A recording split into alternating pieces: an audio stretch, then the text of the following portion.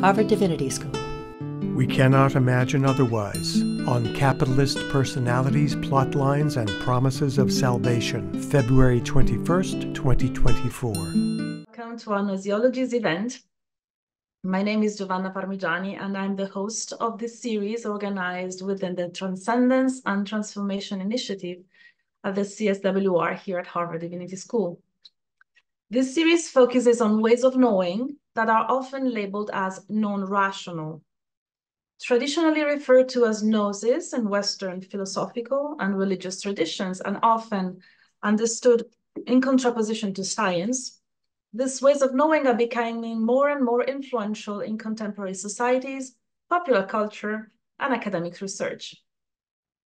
What is this place of spirit possession, for example, divination, and experiences perceived as out of the ordinary in our lives?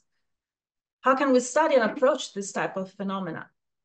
Going beyond dichotomies such as body and mind, ordinary and extraordinary, reason and experience, and matter and spirit.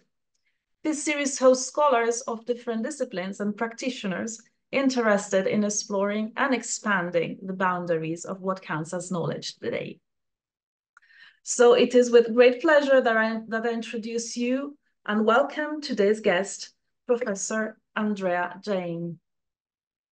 Andrea Jain is Professor of Religious Studies at Indiana University, Indianapolis, editor of the Journal of the American Academy of Religion, author of Selling Yoga, From Counterculture to Pop Culture, and of Peace, Love, Yoga, The Politics of Global Spirituality. And my students will recognize these books because we often use them in our courses. She received her doctorate degree in religious studies from Rice University in 2010. She writes about capitalism, religion, sex, and society in our contemporary world. Jain's current work, including the book project and documentary film Predation, offers an anti-capitalist critique that centers questions about our current planetary crisis, with special attention to the relationships between human and non-human animals. Today, Professor Jain and I will talk about imagination, capitalism, and our relationships with other than human lives. So welcome, Andrea. Thank you for being here. Hi, thanks so much for having me. I'm really excited. Wonderful. I've been chasing you for a while. I really wanted this conversation to happen. As I mentioned, I read some of your work with my students in some of my courses, and we all love you and what you write. So we love backstories also. So what brought you to academia, researching what you're researching, and what have been the main challenges and breakthroughs in your academic career?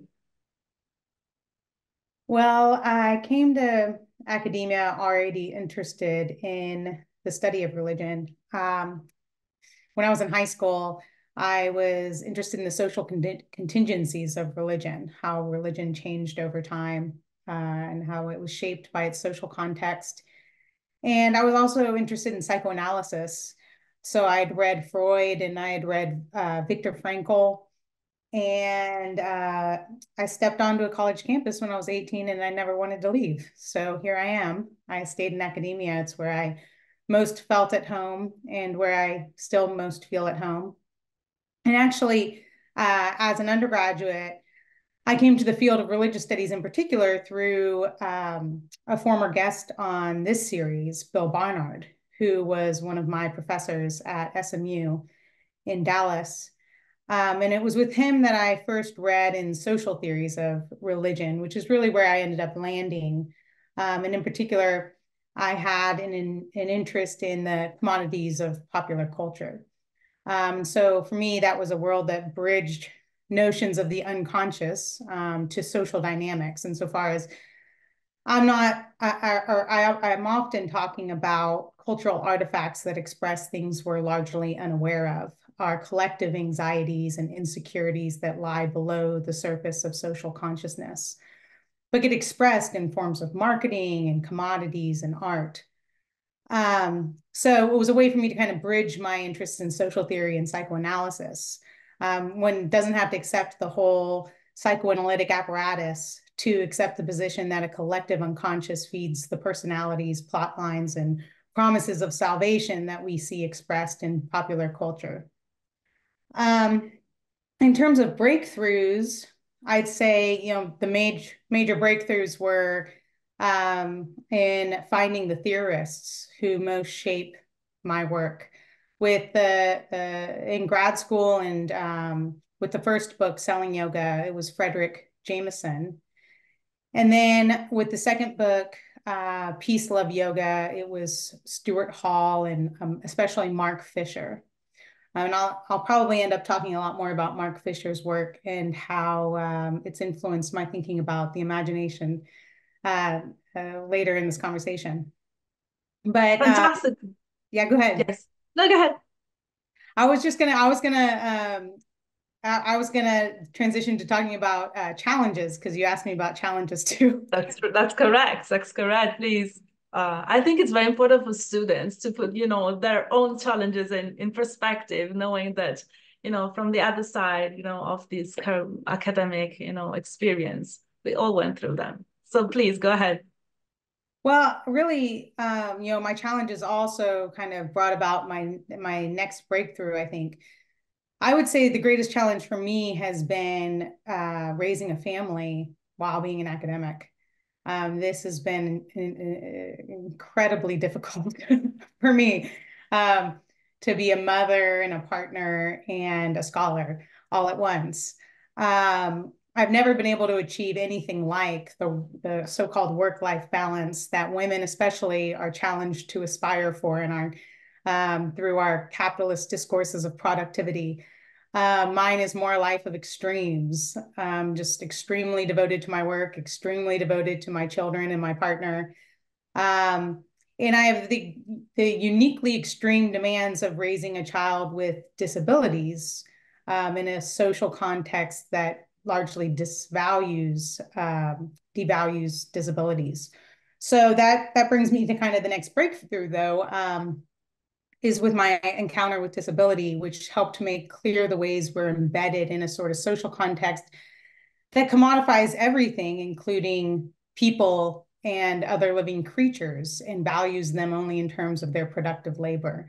And so more recently, I've been reading in disability studies, and that's given me a much better understanding of how disability as a social construct is at work in the ways we devalue certain forms of life, from neurodivergent people to women to non-human animals.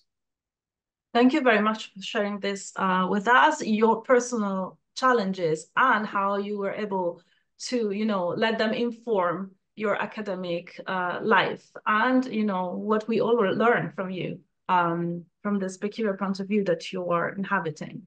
And I also want to share, since this is a kind of not really formal space, that my son was born on my first week of my first year of PhD. And I can share some, at least, of the challenges that that you mentioned. It's a really complicated, yeah, it's very complicated. So the work-life balance, it has been a challenge also for me. But you were talking about imagination before, and there's a trend lately in academia and thinking about the otherwise. Do you think it's important to concentrate on it? What's the role of imagination? I like to think at imagination like as Andrea, for example, in a 2001 article on protest suicide, mentioned imagination as embodied minding, minding in the sense of, mental activity, but also of caring. So what do you think it's imagination? How do you understand it? How do you think it's imagination meaningful for thinking otherwise? And what are the connections with social justice? Well, when I think in terms of the otherwise, imagining otherwise, of course, we're never speaking about one thing. And a lot of the speakers in this series have talked about imagining otherwise in terms of ways of imagining that are typically thought of as non-rational. And that's not exactly where I'm going in my work with imagining things otherwise. In my case, I'm more drawn to thinking of the otherwise as certainly unconventional, but especially and more so in terms of subversions, transgressions, deviations, and countercultural forms of knowledge and imagining things. And at this particular moment, given the unique ethical demands of our time under capitalism, for me, that means thinking and knowing, or ways of thinking and knowing that are anti-capitalist. Because we're living in a time of mass extinction and planetary disaster that we can attribute to capitalism and the demand for its infinite growth, its dependence on fossil fuels, and the capitalist compulsion to put profit over people and other living creatures and the environment without consideration for the long-term consequences. So capitalism alone is the only social system that has ever been responsible for environmental disruptions so great that they're leading to planetary disaster. So we need an end to capitalism, which means we need to be able to imagine otherwise in anti-capitalist ways. So when I'm talking about imagining otherwise, that's what I'm really thinking about. Do you think that some of the old models, economic models that frame economy around an idea of homo economicus, like, you know, humans being as rational beings who pursue wealth and self-interest, is challenged by your work? And it's obviously, you know, it has been challenged by much of, you know, scholarly intervention in anthropology, but also in economics. Do you think that the rational ways of knowing and a more porous idea and different idea of who the human beings a human being is can change and challenge somehow capitalist or neoliberal imaginations? Yeah, certainly in the sense that if we're thinking of non-rationalist as not that which is focused on a sort of rationality that's really about a sort of white male heteronormative rationality or way of thinking that's focused on the individual as ideally entrepreneurial, strong, and resilient, and concerned with solely himself. Yes, in that sense of, you know, what is the rational, I see my work as really emphasizing the non-rational, the more communal and collectively oriented way of thinking that doesn't just think of the collective, even certainly not in terms of a particular gender or limited cultural model, but in a very collective sense of including not just all people are humans, but also all living creatures, so other than human animals and the environment, which has not typically been a part of our framework when we think about the kind of rational, self-interested individual. I agree with you that we need somehow to restore to tell other stories about who we are as human animals and our relationship with the non-human animals and with the environment if we want to bring about a very necessary change. How do you think much of your work has been a critique of neoliberalism and capitalism? What do you think is the role of capitalism in limiting our imagination and possibility of knowing, I would say? Do you have maybe some examples drawn from your work or some consideration you want to share with us? And is there a way out somehow? But I mean, I don't want to, you know, put too many questions. Yeah, what do you think is the role of capitalism in limiting our imagination? Well, yeah, let me start with that part of the question. This is where I really draw a lot on the work of Mark Fisher. I find his ideas really helpful and compelling in thinking about the ways ways to address that specific question of how does capitalism limit what we are capable of imagining. And so according to Fisher, the failure of the future haunts capitalism. This is because in the last 30 to 40 years of capitalism, so we might refer to this period of late capitalism, we've witnessed this succumbing to the idea that the future is not possible. And so at least we can't imagine a future that's different from the present. So yes, time moves, yet things don't really change. We are capable of imagining a future that isn't a capitalist one.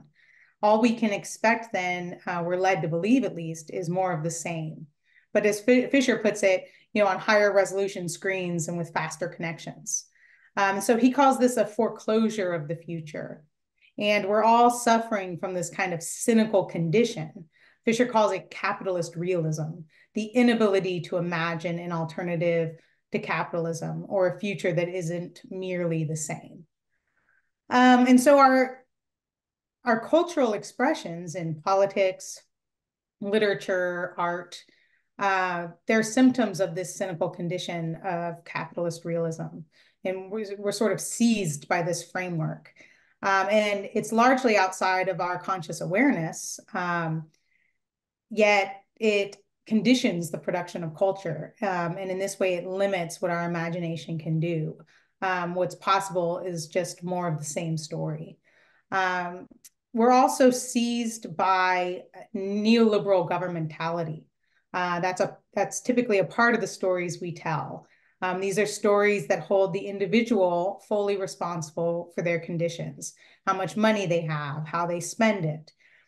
This can be seen at play in discourses of self-sufficiency, which reify the individual, who's construed as an automaton, ideally strong and resilient, ideally entrepreneurial, so they make good money, or they're self-sustaining and make good consumer choices. They spend money on the right things. We're so caught in this neoliberal capitalist net that even our attempts at counterculture or deviancy are contained within it. So I've talked about in my work how even when we choose practices and products that represent revolutionary or empowering or egalitarian or countercultural values, those consumer choices can best be understood as a form of gestural anti-capitalism or gestural subversion. And so Fisher describes how anti-capitalist ideas are widely disseminated in popular culture. He talks about, for example, Hollywood movies and television. How often is the villain the evil corporation? The film performs our anti-capitalism for us, allowing us to continue to consume without blame or guilt. And their plot lines typically end with some kind of capitalist triumph. So even the countercultural or subversive gestures are domesticated to the dominant culture, to a kind of capitalist logic. Our capitalist, even our countercultural heroes are capitalists insofar as they have those qualities of strength, resilience, individuals with an entrepreneurial spirit. They usually engage in some kind of form of normalized violence that's prevalent in capitalism. And so I can talk about some more specific examples if you'd like to kind of use this as a segue to that. Absolutely. I think that, I mean, you made very important claims, and I think we all would like to know more about the details of your work, possibly on yoga. You worked a lot on yoga, or whatever you want to bring into the conversation. Examples are always very welcome. Thank you. Yeah, so I'll draw on I want to draw on a wide range of examples. I can start, with yoga and what in my work I've called neoliberal spirituality, which I kind of lift up yoga as as like my primary example of what I'm calling neoliberal spirituality. And so in the yoga world, for example, and this globalized massive industry, We see this process through which we are both countercultural in a sort of anti-capitalist sense, but then our own anti-capitalism gets contained through commodification. So for example, if you're a working mom and you're exhausted all the time because you're working 2 jobs, and you're expected to perform perfectly at both, what's the solution? Well, in neoliberal spirituality, you might be charged with the task of taking a yoga class. So now, on top of all of your other responsibilities, you need to learn to stand on your head. So if you're exhausted all the time because you're a working mom, you don't need to demand structural changes that counter or challenge a capitalist framework, such as free childcare or more time off of work. Instead, you need to work harder all the time and in new ways. And so you hear these discourses of neoliberal spirituality printed across yoga shirts, like namaste all day, breathe, practice, repeat. These are capitalist challenges to increase our workload, take on more, and in so doing, achieve salvation. That is, in this case, a sort of work-life balance, right? We can do it all. A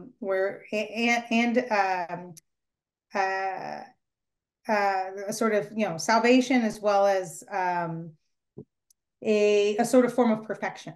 We're constantly working on perfecting the self, the individual self. We can see this also in the health food market. We can think of like Whole Foods marketing.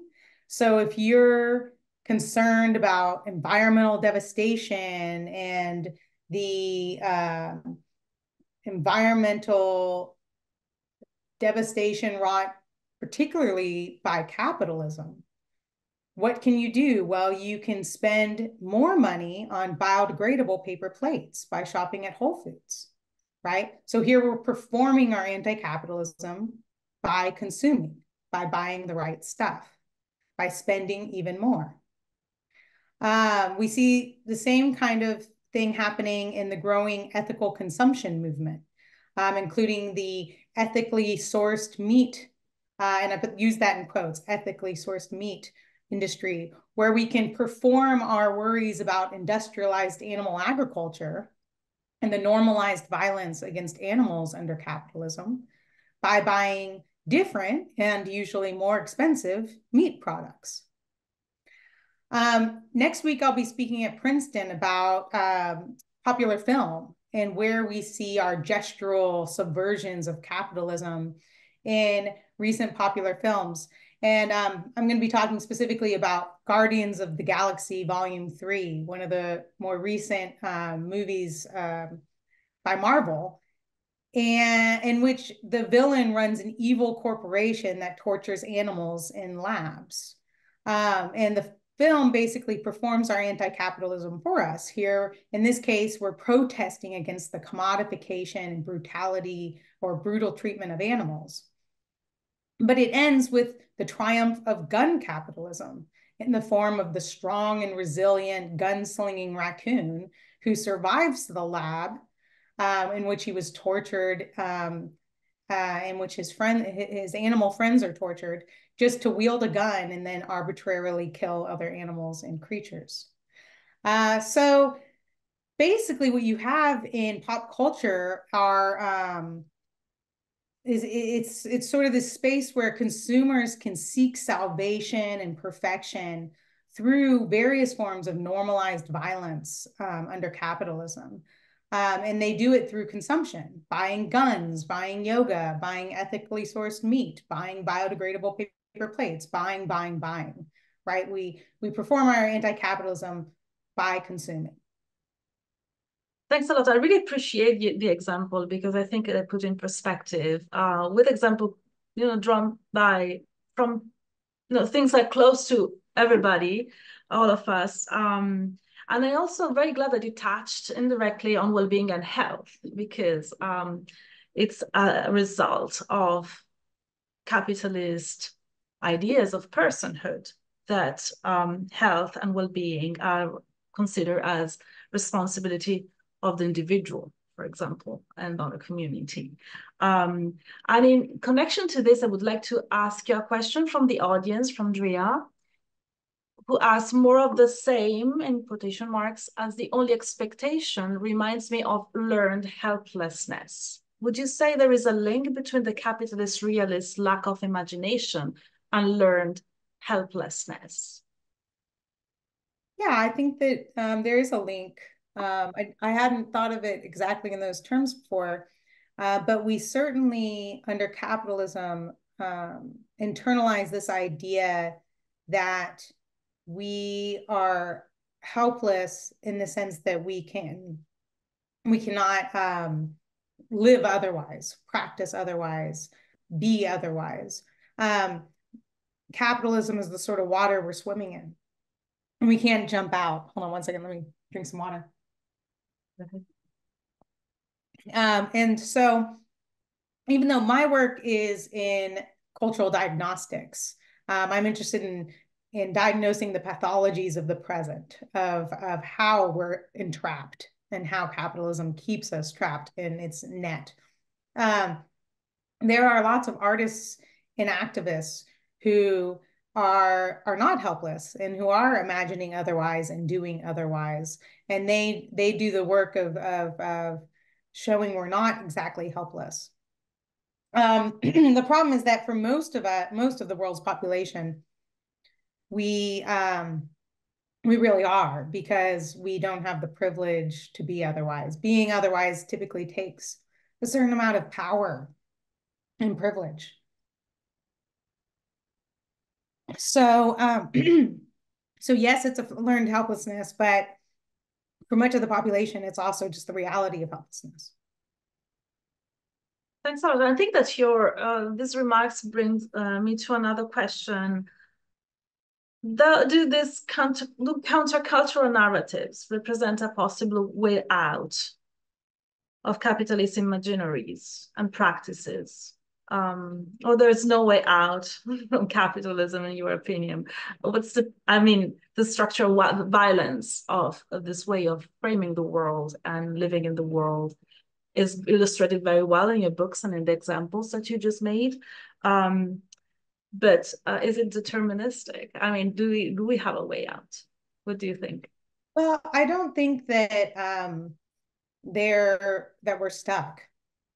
I mean, we haven't always been capitalists, so we certainly can be otherwise.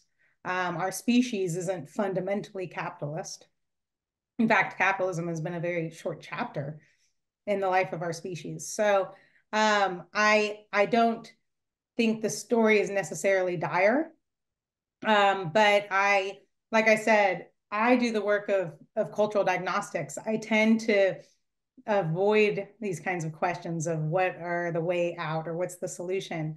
Since I'm doing the diagnostic work, I leave it really to activists and artists to do the work of showing us what otherwise looks like. And I will say that in my current project, Predation, especially the film project, not much in the book itself, but in the film we're making, we attempt to capture the life of sanctuary farms, which are an example of people doing things very much otherwise. On sanctuary farms, you find multi-species communities, living creatures who live as residents, not owners and commodities, and where animals are considered worthy of respect and treated as autonomous individuals without being commodities owned by humans. And so it's a kind of very unique anti-capitalist space that is an example of where people are living otherwise, in non-ownership relationship to other than human creatures. Thank you very much. And as a scholar of magic, I have to say that I am starting to think about embracing non-rational ways of knowing that can be dangerous in many cases, but also might offer a way to think otherwise, especially in the context of relational ontologies, or what is called neo-animism, or people who share way to live the world in which non-human animals are considered as persons. And, in my little ethnographies, I try to find ways in which people are trying to challenge these capitalist assumptions on, and imaginings of the future. But there's lots of work to do. Ashley asks on the chat, what would be an example of a pathology out of continued capitalist consumption, especially in the form of film and art, if they themselves are capitalist constructs, modalities to communicate a neoliberal message without conforming to institutional capitalism? So an example of where this is happening and succeeding at not being gestural subversion, is that what the question is about? Actually, if you want to clarify, do you want example of challenges to continued capitalist consumption? Yes, thank you so much. Okay. Yes. It's just again, I'm focused more on the kind of dominant ways of thinking rather than where it's, the dominant capitalist ways of thinking, how we see that in popular culture, rather than the exceptions to the rule. But we see this in a lot of documentary filmmaking. PETA makes a lot of documentary films that are very brutal to watch, but also force us to confront the reality of the commodification of animals in a way that doesn't let us deflect or tell a story that ends in some kind of capitalist triumph. It calls, directly for a sort of anti-capitalist revolution with regard to at least our relationship to non-human animals. And so I'd say in a lot of documentary filmmaking like that, but they're pretty hard to find. Generally in our, in the art and film world, my focus is, and I think it's more, easily because it's just so dominant, the examples of where capitalism triumphs. So another area to look at this in is in feminist film. And feminist heroes in our films. We see a lot of feminist heroes who overcome or triumph through being more like men, right? So the feminist heroes are the women who wield guns themselves and perform the same kind of normalized violence that men do.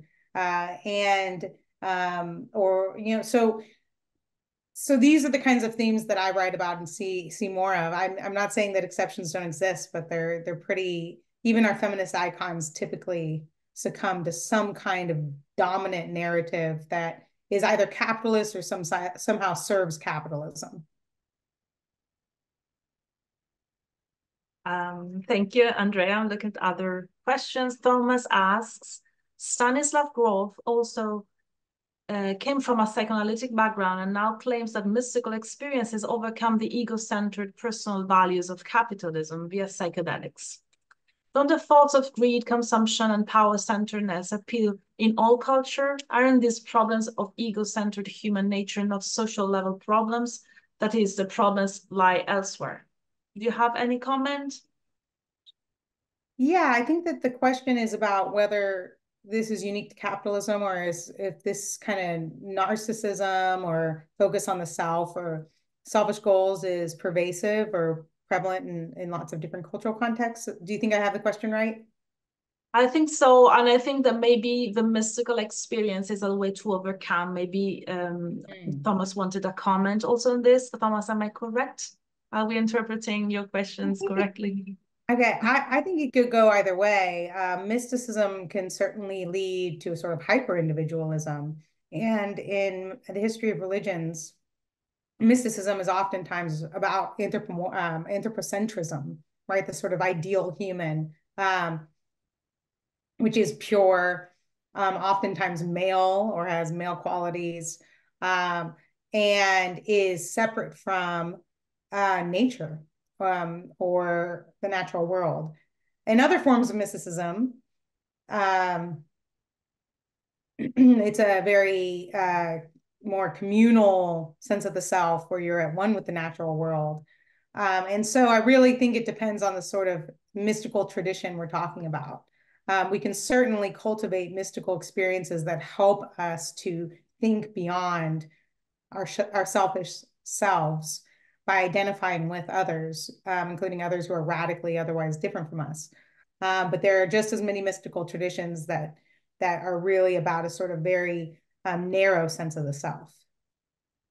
Yes, and if I can jump in, I studied magic, and so the way in line with some anthropological work, because I'm an anthropologist that frame magic as participatory consciousness, I would call it what you call mystical experience as magic. And a way to engage with the world, which is participatory, following Susan Greenwood's ideas on magic and definition of magic, and therefore non-rational and more embodied. Mysticism in my study is more connected with world religion sort of frameworks or monotheism. And well, I study lots of pagans who are not monotheists and try to tackle with the same questions that you brilliantly define and describe, Andrea. You're more interested in the hegemonic and more interested in the resistance to all the kind of awareness that groups have of this hegemonic violence and forces that want to shape the way they interact and live with the world and live. So I do think personally, Thomas, that magic and magical non-rational ways of knowing have the potential to offer different narratives that can suggest possible imaginaries of otherwise. But yeah, thank you for your question. You mentioned in brief predation, like the video project and the more scholarly aspect of it. Do you want to tell us more about it? Because I think it's a fascinating project. It's not out yet, right? You're still working on it. No, we have a short little teaser on my website that people can watch, but it's mostly still in progress. Well, it's also a book project and a documentary film project. So really, both critique how capitalists extract, exploit, and exterminate in ways that obstruct collaboration and community and companionship between species, and how they mobilize white supremacist and patriarchal notions about the human and human exceptionalism toward profit. And so we look at a number of capitalist stories from a vast range of industries, from Hollywood films like Guardians of the Galaxy to fast food and its recent fast food restaurants' embrace of vegan meat products like Beyond Burgers and Impossible Meats. We look at these and how they gesture toward the problem with normalized violence against other than human animals under capitalism, just to ultimately contain those within triumphant capitalist narratives. And so that's like the first prong of the project. The second prong is really only in the film, and that's where we examine how activists are turning their worshipful attention to the same multi-species ethical issues through more radical ways of thinking that are truly anti-capitalist.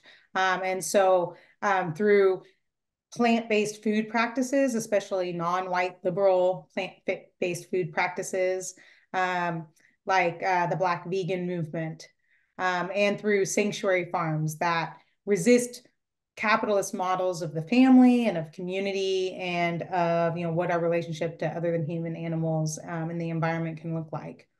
And we also ask about the role of grief there in those communities, how they grieve the losses that capitalism wreaks, while imagining futures for multi-species communities that have historically been dispossessed by capitalism's various death-dealing structures. And so a lot of people, when they first encounter predation, think it's a sort of moralistic critique of meat and dairy consumption. It's not doing that. In fact, it's not an argument for universal veganism. It's not an argument that there's some natural order of progression that under capitalism, animal liberation must precede human liberation or vice versa. Rather, it's a critique of the ways that our society deals with and allows for the existence of capitalist industries that profit not just off animal brutality, but also brutality against the environment and much of the human population. So that's what we're doing in predation, and I'm excited to keep working on it and having opportunities to share. I have a couple of questions. One is, would this short video that you have on your website, it's short enough to be shared today, and so we can watch it for some things. And Sure. if it's yeah. So I don't know if Lori can help us out with you this. Just go to possible. the website and click on predation, and it's. And the other question is, it seems to me that your imagine audience of your work goes beyond academia. Am I correct? Do you think there's a responsibility of us who work with academia, spend most of our lives studying this, try to engage with not necessarily academic only audiences? And do you have any thoughts to share? Yeah, I think that we do have an obligation. I mean, especially given the kind of dire state we're in on this planet and the planetary crisis that's very real. We have an obligation to speak to broader audiences and not be a bunch of elitists who think that it's only our peers in academia who can understand what we're trying to say. There are plenty of people out in the world working in every area of life who see the problems with capitalism and the ways it limits how we can live and what we can imagine, and who are directly affected by that and limited by that because they want to live and think otherwise.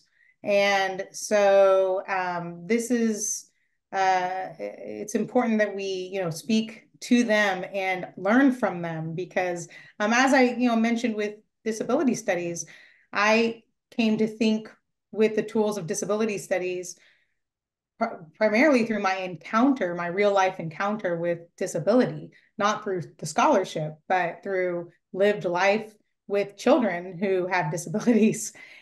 So it makes our work better.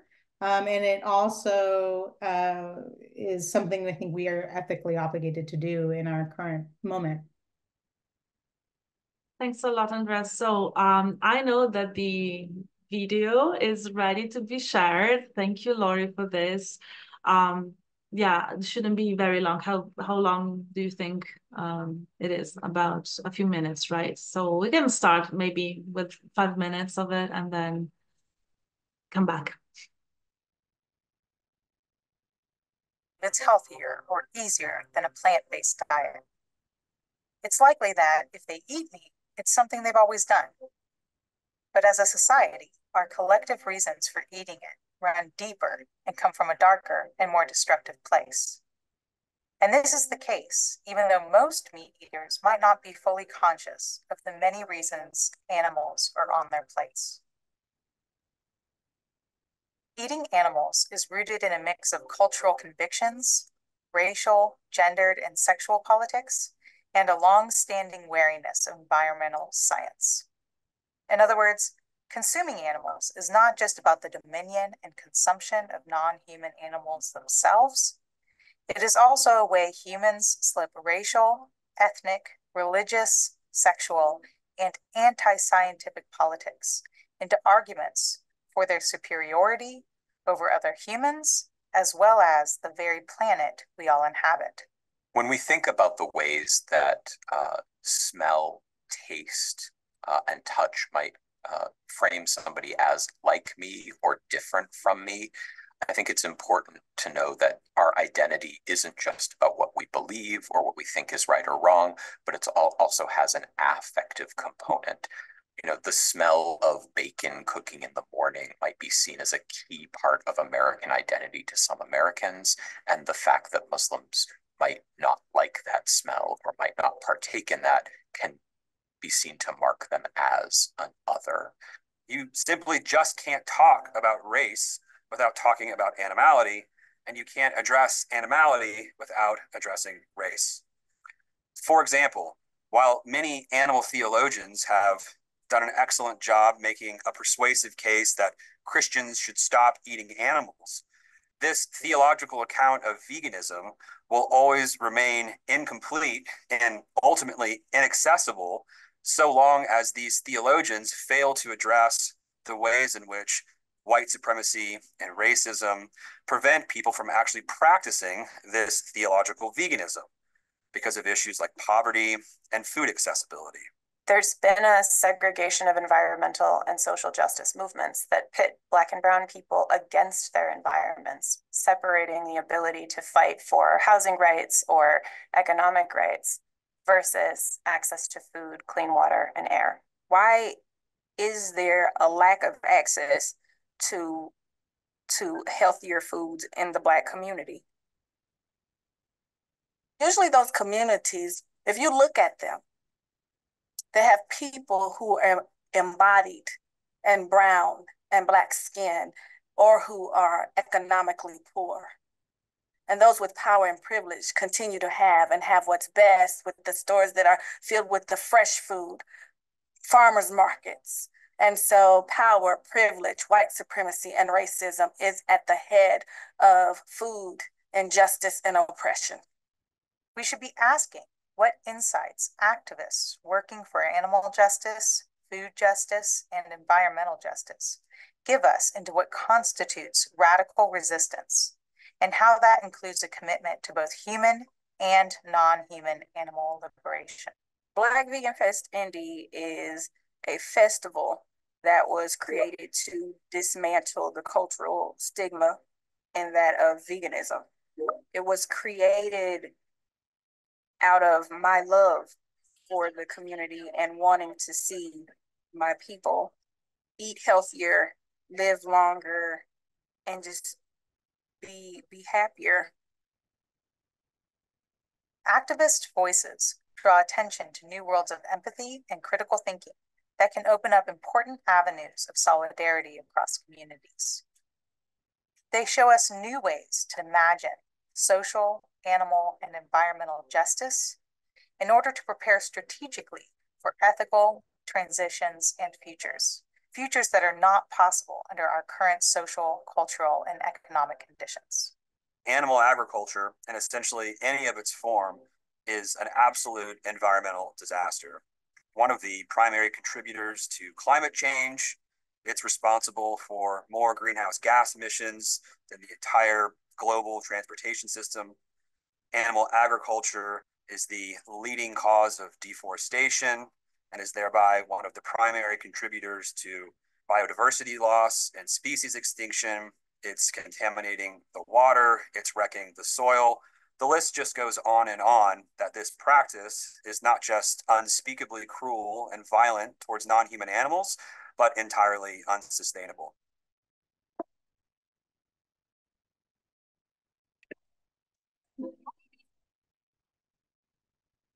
Alternatively, we could think deeply and uncomfortably about the entanglements of capitalism, planetary crisis and pandemic, and overlapping injustices, and what they mean for life on this planet. And we need to diagnose capitalism's death-dealing structures and the causes of ecological death in the hope that activists, in turn, can imagine radically different futures. At a sanctuary farm like this one, you will find yourself radically reoriented, or perhaps disoriented, in your relationship to non-human animals. Here, each animal is treated as a living being with their own personality and very much capable of physical and psychological suffering. This space is out of sync with the world around it, where humans cage or otherwise contain animals, commodify them, condemn them to a life of stress, fear, and pain, profit off of them, and eat them.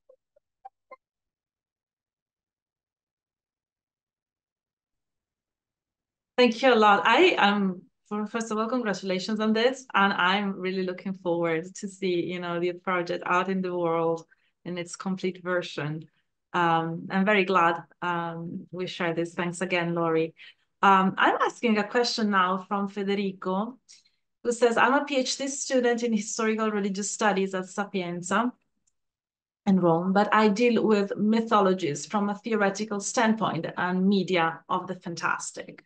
I understand the point about the media of the countercultural, but looking at it from the perspective of Peppino Ortoleva's low-intensity myths, isn't it overly simplistic to see Guardians of the Galaxy or Studio Ghibli films or the Midnight Gospel in the same way, even if they are cultural industry? Thank you. So one of the things I want to, bring light to is that I don't, and this is where I'm deeply informed by the work of Stuart Hall on pop culture. I don't see the products of pop culture as merely the products of capitalism. Rather, I see them as expressing real countercultural dispositions and inclinations and real subversions of capitalism. And I see the consumers not as sort of unthinking and incapable of understanding the violence of capitalism or problems of capitalism, or even the contradictions of capitalism expressed in the very commodities they buy. Rather, I see the anti-capitalist gestures, although they are gestures, as very much real in the sense of reflecting real anti-capitalist feelings and desires. And so the problem for me is where the anti-capitalism gets contained. And so, yes, I love Guardians of the Galaxy Volume 3. I think it's a great film. I found it moving. I cried during it. I really sympathized with the characters.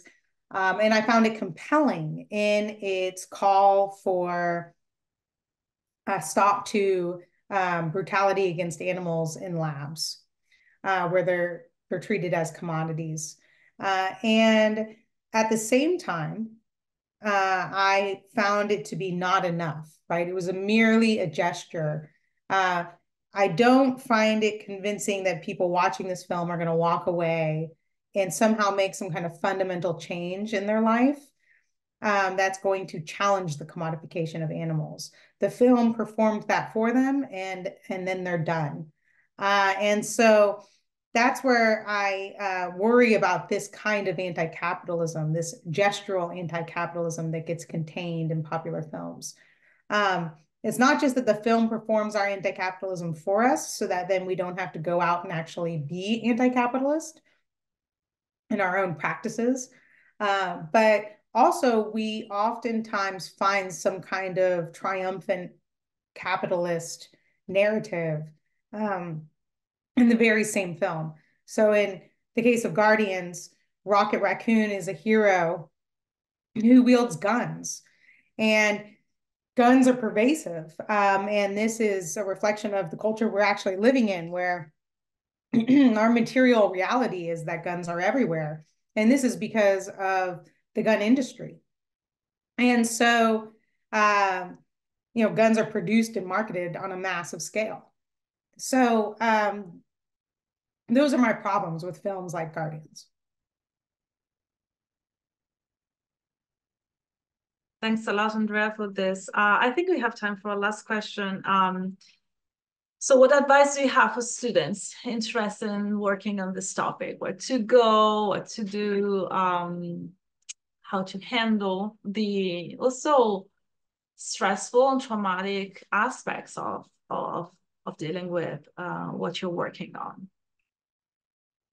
Yeah, in terms of advice for students, I think I have two main pieces of advice that I try to give all students, and that is, first of all, find good mentors, demand good mentors. This does not necessarily mean the advisors you're assigned in grad school, because only some of the time are those good mentors.